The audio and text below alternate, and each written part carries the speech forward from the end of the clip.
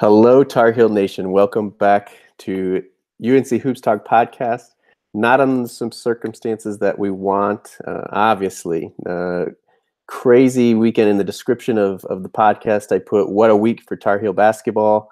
Unfortunately, not the excited what a week, but more of kind of the depressing what a week, and like can't even believe it what a week. Like it's piling on. In this podcast, of course, I'll cover the last two games that we had this past week since the last time I podcasted. Jump into looking ahead to the Pittsburgh game this weekend, the last one before the Duke game. I'll hit a little bit, of course, on the suspension. We all know about that, heard about that yesterday. So I'll kind of give my 2 cents as much as I can, or whatever about that. And we don't really have any other news besides that. So that's kind of what we'll be focusing on here. I don't know, there's not really a positive place to start. So I guess we'll just kind of jump in. I do want to thank you for sticking with the podcast. This is kind of a depressing week for the podcast.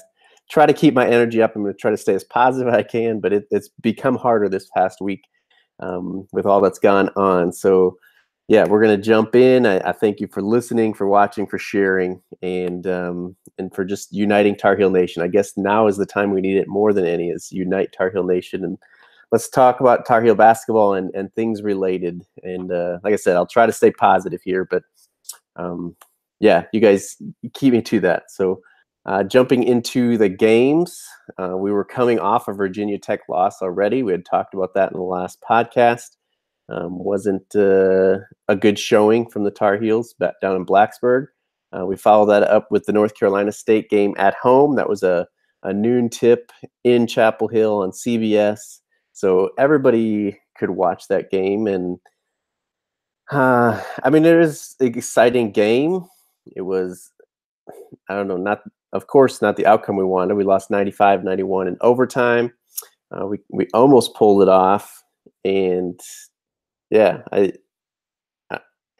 really it comes down to just not getting consistent production from enough guys every game. We've talked, and somebody's commenting on Periscope about our bigs. We know we're not getting the production from the bigs, but at this point we kind of can't expect the production from the bigs. We kind of know it's not going to be there. But we do need really our starters, and then kind of Brennan Robinson and our bigs to give us a little something off the bench.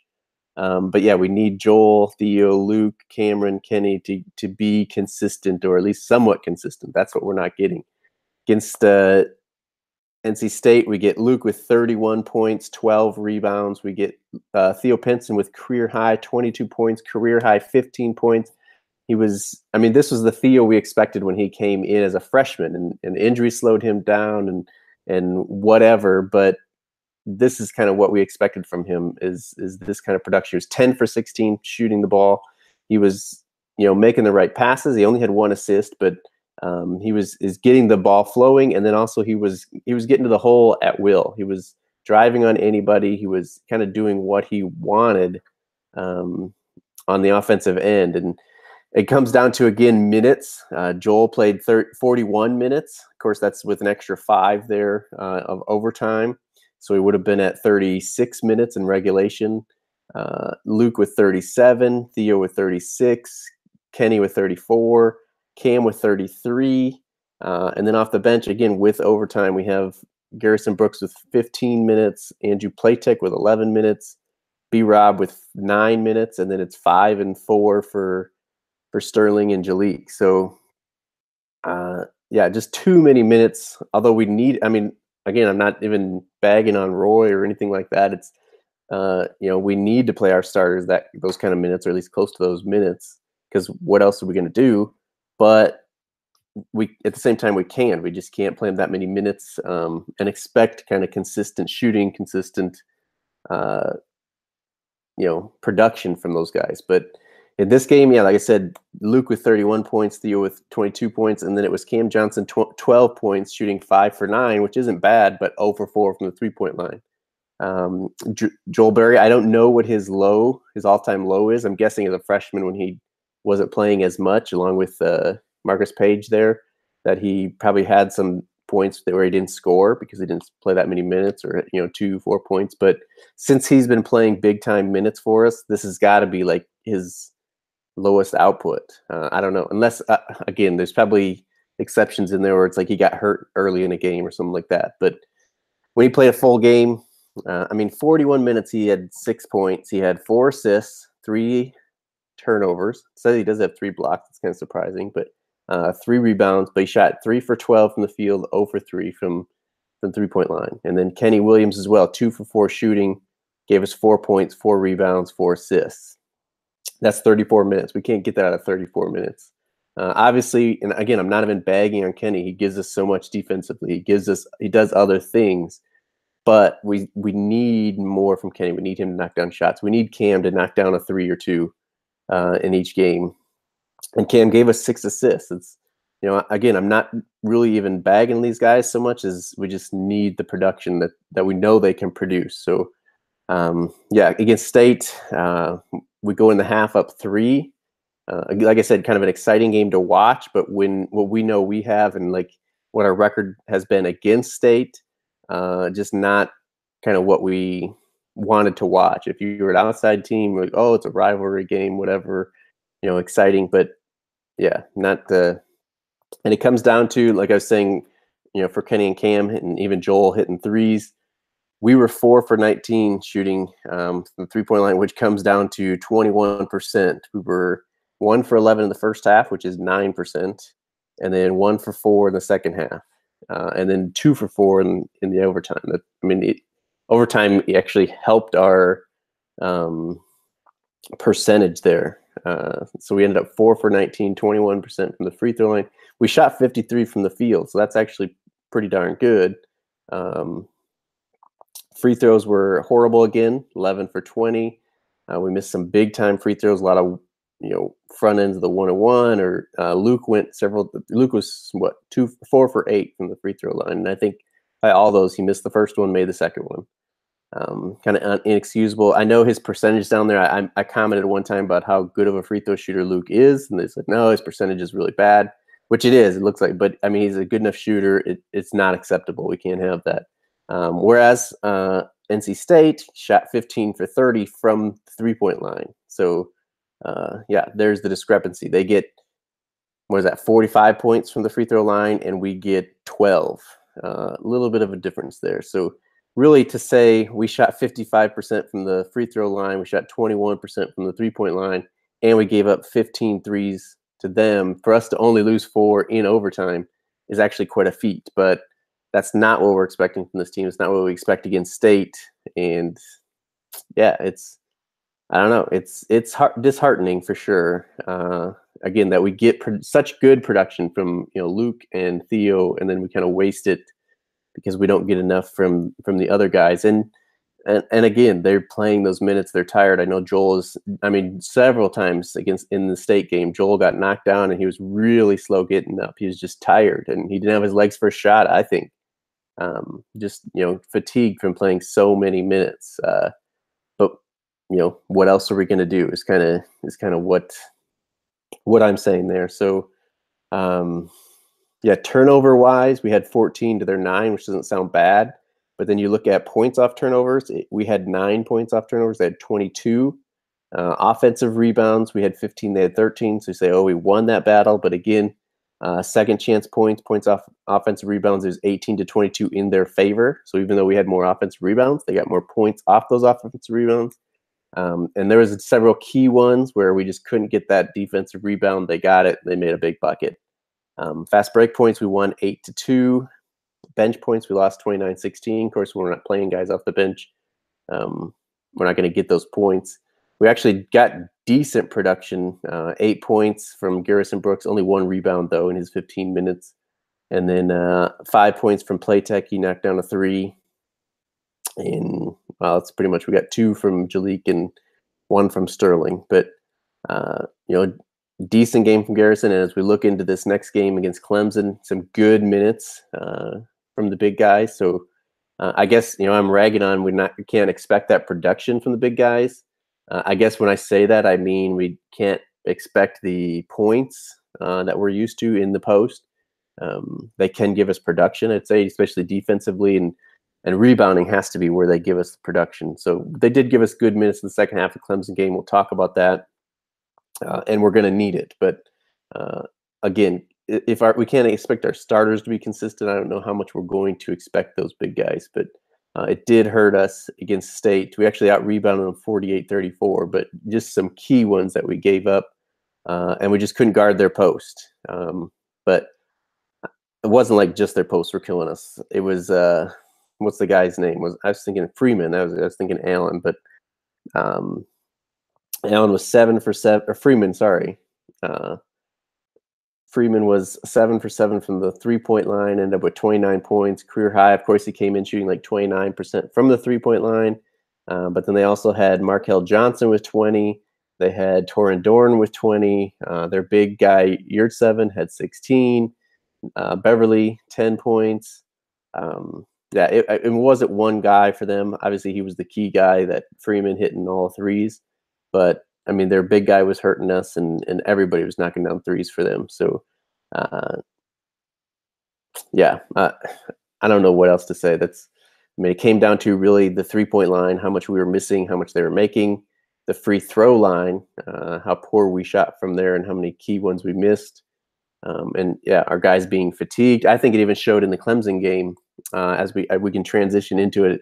Ended up being a 82-78 loss for us, but we did fight back and we tied it at 74. And then I think we were just so tired we couldn't finish. And really, by that I even mean on the defensive end. It was one of the last buckets for them. Well, Kenny got illegal screen and they had a wide open 3 knocked down. That was a huge basket. But then also he had that guy out on the perimeter and they were waiting, killing time. And then he just blew right by Kenny, one of our best perimeter defenders, or probably our best perimeter defender.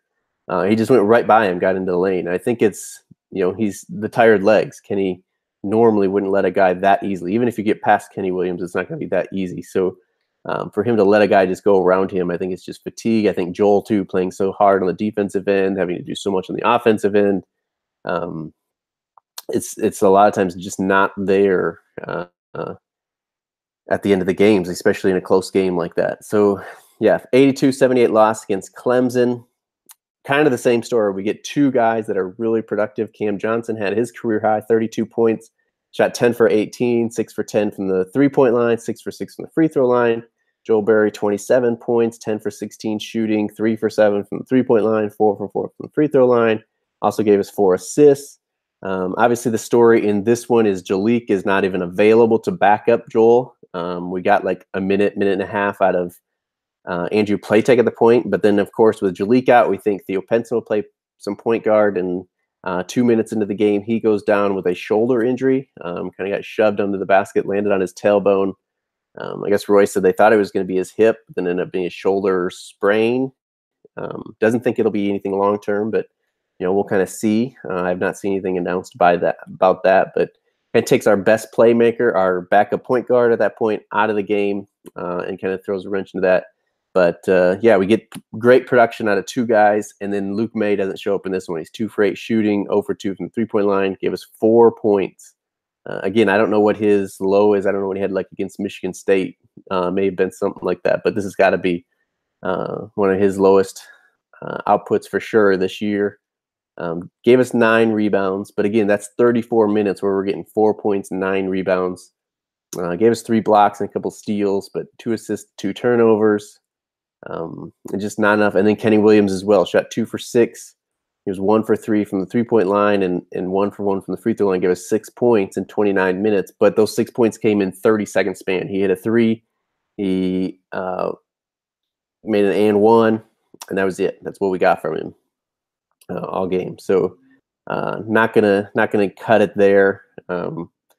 Like I said, we did get some production from the big guys in this game. Sterling mainly. I mean, I look at the bench here, and it's like totally different. Of course, after losing 2, Roy's like, we got to try something different. The injuries and then Jalek being out, again, got to try something different. Sterling gave us 20 minutes, Garrison 17 minutes, Brandon B-Rob 10 minutes, and Platek gave us 15 minutes. but we're not getting the production out of that. The big guys were probably the highlight here. I don't think B-Rob has been gave us as much as he's been giving us. But Sterling gave us 6 points, 6 rebounds. Garrison 2 points, 4 rebounds, but some better defense. And again, they knocked down quite a bit of threes in this one. It was the second game in a row, 15 for 30. They shot 50% from the three-point line. Their first, 7 buckets, I think, were three-pointers. They were up, 21-13 or something like that. And they haven't even shot a 2-point basket yet. And I joked, I guess, well, it ended up being a joke, but at the time I didn't even know if it was going to be a joke because it was actually happening after they made the first 5. It's well, they're not even going to shoot a 2. They're just going to shoot threes all game long. Which half their shots were three-pointers, so it wasn't completely off. But yeah, just obviously, and it's been beaten like a dead horse, or beaten to a dead horse of our three-point defense, guarding the three-point line. It comes down to not having a rim protector inside. It comes down to guys being tired, not closing out, guys not closing out well, helping too much, and not guarding the ball, keeping the ball out of the middle of the floor, keeping it out of the lane so we don't have to help. There's a lot that goes into that. And maybe that's the glaring problem is there's not just an easy fix oh, this is what we do. Maybe we need to, well, obviously we need to not help as much. We need to kind of stay on our guys, but at some point you have to help or you're going to be giving up, layups as well. So I do think even though we don't have the rim protector, we could have, our bigs aren't bad defenders. They're not just going to block the shot. They can make them take tough 2-pointers and stuff like that. So that's part of it, I think, is we need to not help off the shooters so much. Let our big guys provide that help. And, maybe they make the 2, but it's a tough 2. And then they end up missing some and stuff like that. But yeah, Clemson game of halves. They came out and just, like I said, knocked down the first 7 threes they took pretty much. Got a good lead and really extended. The first half, it looked like, yikes, this is going to be over. They were up 44-28 after hitting another 3 at the end of the first half. It just didn't look good. Down 16.5. We did fight back in the second half. Some of it, I think, is them missing shots. I look at their half-to-half shooting here. They shot 44% in the first half overall and 35% in the second half. Threes, they were 10 for 19, which is 53% in the first half. They were 5 for 11. So part of it is they didn't take as many threes, but they also didn't make as many. They were 46% in the second half. So I think our defense, our energy was better, but some of it is just them missing shots as well. Rebounding again, we out-rebounded them 40-36, but not a huge discrepancy for a North Carolina team. They did get more offensive rebounds for us. That was still a problem. There was one really key one where 2 of our guys went for it. They kind of tipped it, and they went to a Clemson guy. There was another time the tie was scored, and Joel Berry got a steal, dribbled it off his leg out of bounds. I mean, again, a lot of this, I think, comes down to fatigue. We don't have the depth. We don't have, obviously, in this one, the backup point guard for Joel, but guys, just to give, I mean, if we could get Joel down from 38 minutes to 33 minutes, 5 minutes, I think it would make a big difference late in games like that. But I don't know the answer to that either, unless Seventh is going to come back. And we haven't talked about him in a while, besides that he's been out. I've heard somebody said they asked Seventh Woods, and he said, and this was about a week ago, maybe not quite a week. He said he was 2 to 3 weeks from being back on the court. Roy said he's been cleared for some half-court stuff, so obviously he's moving and stuff. But maybe it's a point, and I don't see Roy doing this, but maybe it's a point where they should say, "Hey, you're not 100%, but you're 80%. Give us, 5 minutes." But I don't know that Roy's going to do that. He's going to, and he should take care of the players and make sure they're okay and not rush them back. But at this point, it's kind of like it comes down to our season. I don't think we're going to miss the tournament by any means. I think that's possible, but I don't think that's going to happen. But our seeding right now is definitely in jeopardy. Is it panic time? I think we're almost there if we're not there. Pittsburgh, as we transition away from this Clemson game, the Pittsburgh game is a must win. It's a game we should, again, it's not like we're out of the tournament if we lose it, but this is a game we should win. It's at home. And yeah, losing 3 in a row. We got a tough stretch of games coming after this.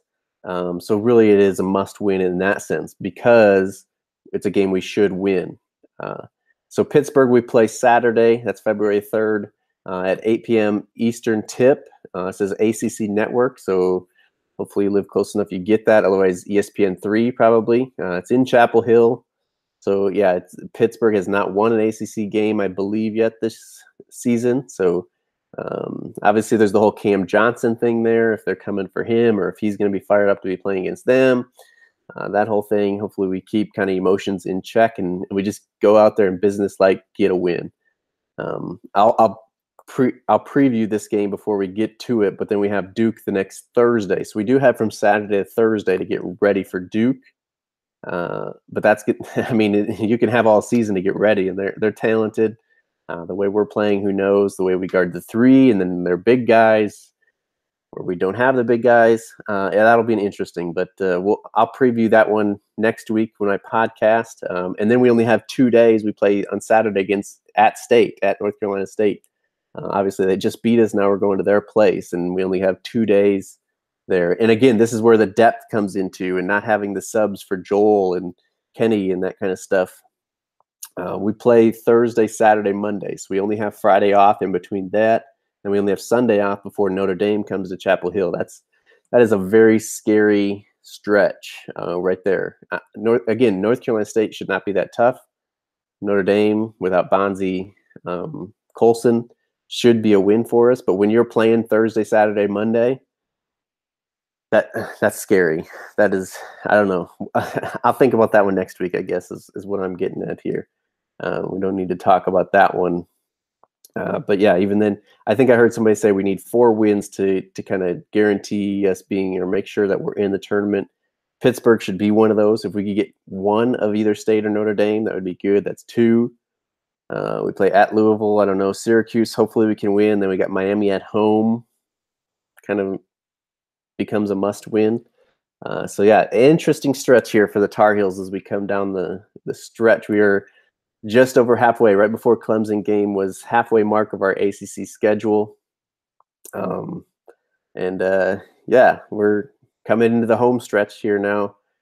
Today's the 31st of January as I record this. So we got, a month and 3 days before our last game before we're at Duke, last game of the regular season, and we're going into ACC tournament. So unusual place here in the last few years for Tar Heel Nation, and I guess that's all the reason that we should be uniting and cheering on our guys. We got to stay positive. Like I said, I'm trying to do that as best I can. That kind of covers the games here. We got Pittsburgh, and like I said, should be a win. Get back. We got to get them anywhere we can at this point. But that also brings us to the Jalek Felton suspension.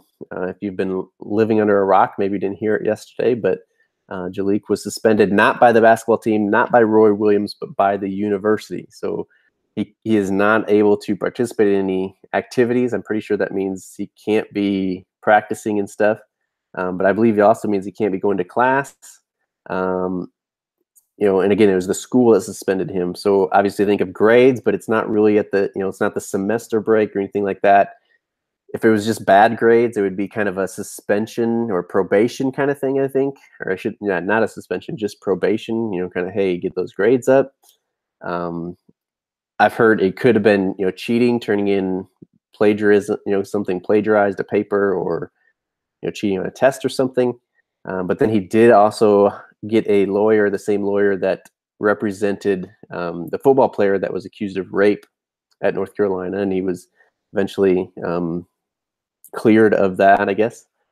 And so, it's a Title IX lawyer, known for kind of the sexual assault cases and such.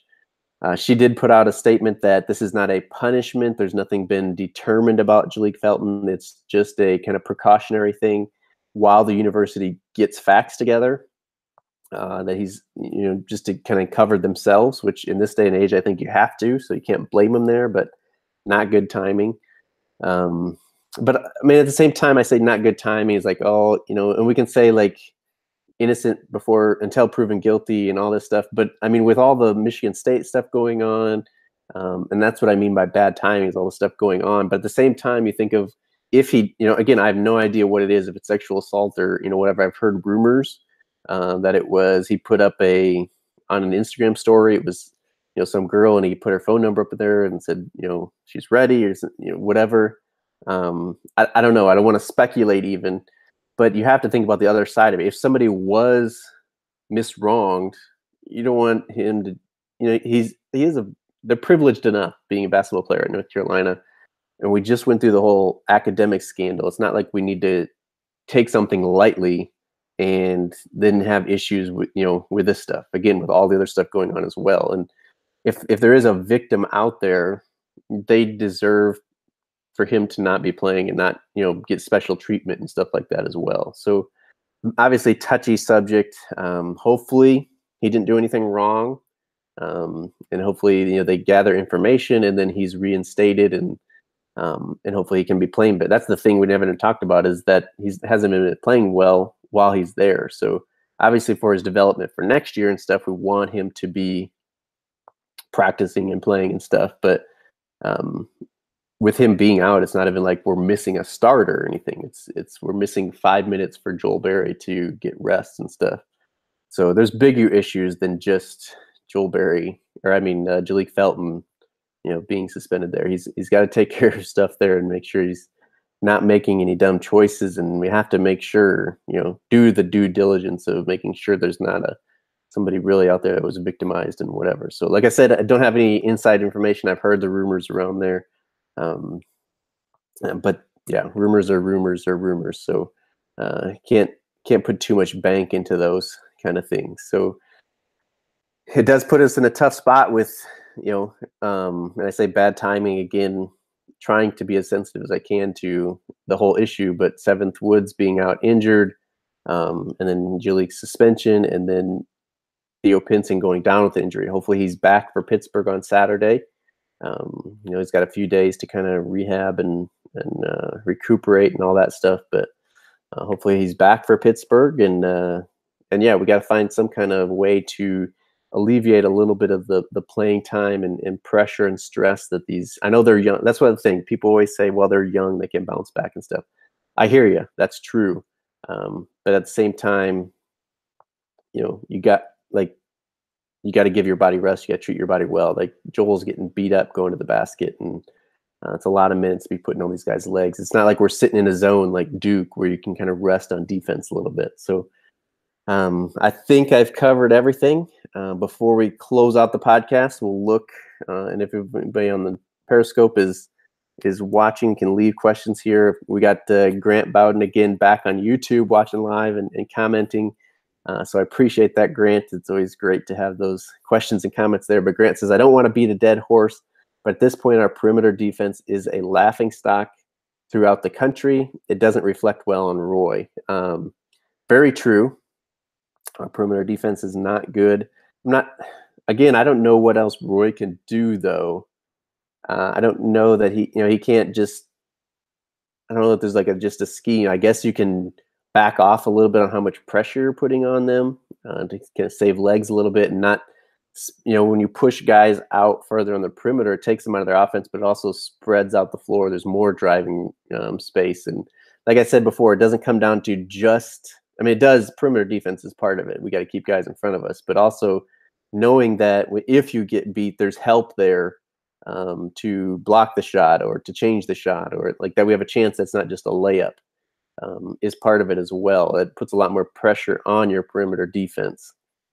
It doesn't reflect well on Roy. Yeah, I don't think he's worried about that. I don't know what that's going to change either.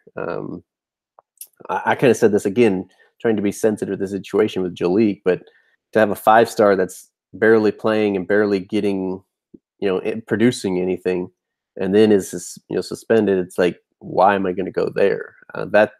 That to me is more like the recruiting part is what worries about reflecting on Roy, anything like that. So, yeah, I don't know. Ahmed, Tafik, I hope I'm getting at least close to your name. Appreciate the comment there. He says, perhaps switch up defenses a bit more. The scramble traps seem to get the guys more engaged late in the game against Clemson. Absolutely. Again, that takes more effort and more legs away from the guys, especially if you want to do that the whole game. But yeah, to switch it up, maybe I would be for that. To half court traps, the run and jump defense. I don't think we're going to see. He did say mix it up a little, zone more often. Maybe I don't think you're going to see that from Roy. So I don't think. I know it's a possibility, but I don't think it's a possibility with Roy. So I don't know that we can talk about that, or it's going to make sense to talk about that. But yeah, the run and jump, just off a timeout or off a free throw or something, kind of throwing in there and mixing up, making the other team kind of like cautious and aware, like, are they going to do it this time? Making them think not about just their offense, but what we're going to do on defense. I think that would be great. And it did against Clemson. It caused trouble, gave us a little bit of energy, all that stuff. So I don't think you can do it all game because they would just catch on. But to mix it up and even just to make them think about if we're going to do it, I think would be a great idea. Grant says segging in the lane too much and overhelping. Absolutely. Yeah, like I said, I think our big guys can handle more than what we're giving them as far as just making them a tough shot. If they make it, I guess making a tough 2 to me is better than a wide open 3, the way teams are shooting. And I think some of that's even psychological. Like our guys are expecting them to make it now. And I think other teams, like, oh, everybody's shooting to get it against Carolina. They don't guard the 3, and they just have tons of confidence, and they knock down the open 3s. So I think that is part of it. And then Ahmed also says, yeah, I doubt Roy's going there. I think he's talking about the zone, but it makes little sense with this group. It does. I don't think we'd rebound well out of zone. It's not like we have the length of like a Syracuse or like Duke this year to cause issues in a zone. And I don't know if our guys would play it that well. Those would be my issues with it. But we're going pretty long here. I hope you guys are staying positive, staying off the edge or the ledge. Don't jump off there. Don't go to Fire Roy. Don't go to any of that stuff. It's not worth it. There's not a good conversation there to be had anyway. But I appreciate everybody for listening, watching, sharing, commenting, giving feedback, all that good stuff.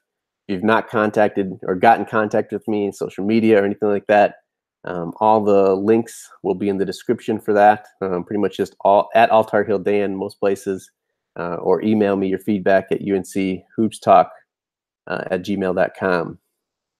And yeah, I will talk to you guys again next week as we look at the Pittsburgh game and preview Duke, State, and probably, I don't know who was the next one. I don't know if I wanted to know. Notre Dame. That's right. So yeah, I will talk to you guys again next week. I hope you'll be back to join, and I hope that we'll be off the edge. We won't be panic time anymore, and that we'll have figured something out here. But until then, it's always go Heels.